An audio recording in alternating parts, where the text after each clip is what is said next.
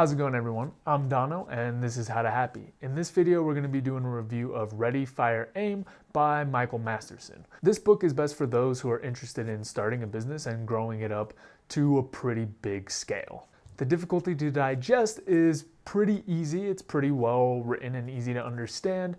If you're interested in starting a business, you can probably take away some key insights, though the way that it's framed, you might need a couple read-throughs to get everything out of it, just because it talks about these different stages of business. All right, so moving on to the key insights. Masterson breaks down businesses into a couple different stages. So the first stage is getting to $1 million in sales. And the most important part in this section to get your business started is to develop one product and then figure out exactly what the best way is to sell that product.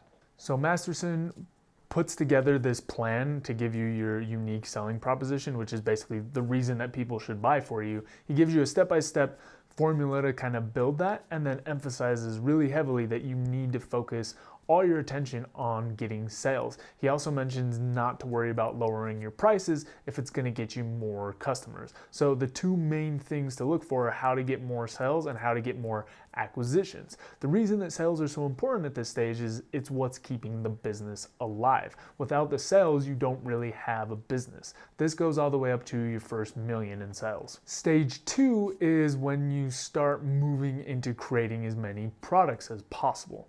And he urges that you should really quickly develop and test new products. Now, that doesn't mean to put out shoddy projects, but it does mean that you should be putting them out quickly. When you create all these new products, then you have more things to sell to your existing customers. And then you use your original product to funnel in more new customers. To make this happen in your business, you're going to need to foster a culture of innovation and really try to stay away from any bureaucracy. You have to let people know that it's okay to fail because they need to be coming up with lots of new ideas. And the ideas don't have to be groundbreaking or new, you just need to improve on something that already exists. That proves that a market is already out there, so if you can do something a little bit better, you can capture a lot of that market. Now, while speed is really important, quality shouldn't necessarily be sacrificed. More so what he means is to keep pushing out projects and then make small changes to make them perfected. It's going to work a lot better than trying to create a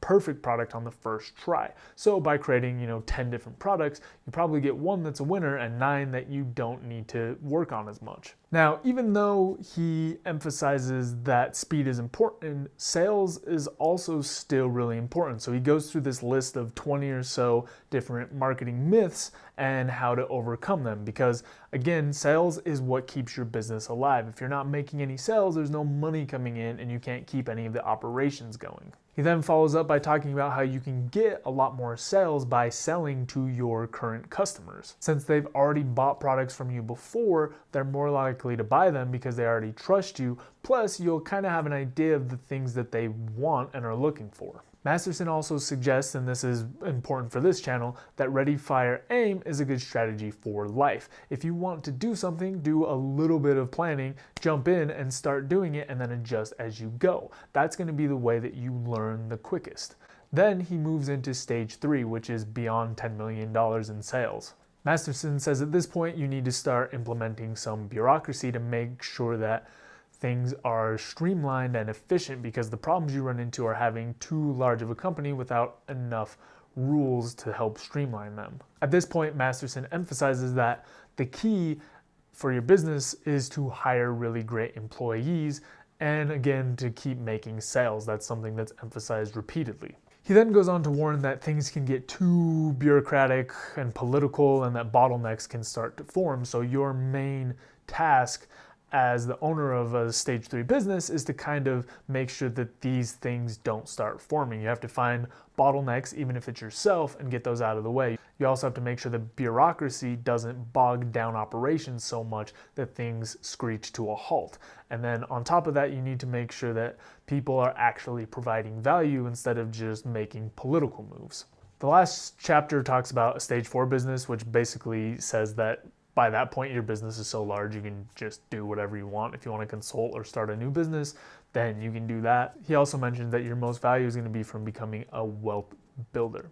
So all in all, it goes through the stages of building a really big business, and there's a lot of good insights in there, but one of the huge themes is that sales are so critically important. A couple other considerations. This is basically a blueprint for starting a business from nothing and growing it all the way up to a huge business. So if you're interested in starting a business, but you're not looking to grow a huge business, you may want to read this book still, but just read the first chapter. However, as you get further into the book, it's going to be talking about things that are aimed at really large growing companies.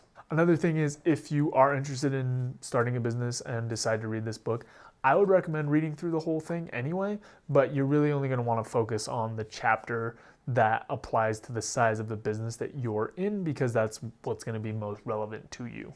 Let's move on to the applicable content and exercises section. Whether or not you're looking to start your own business, how can you apply the philosophy of ready, fire, aim, which is to start projects with some preparation but not to perfect them, to your own life? If you want to start a business, what stage are you at?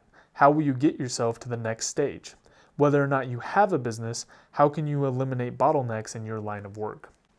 So all in all, I think this is a really valuable book. There's a lot of great insights in there, especially around how to do sales more effectively and how to frame your mindset to get more sales. If you're interested in picking up Ready, Fire, Aim, you can get it down in the link below. Beyond that, that's all I've really got for this video. So if you have any questions, comments, topics you want me to cover, leave me a comment and I will try to get to them as soon as possible. I'll see you next time.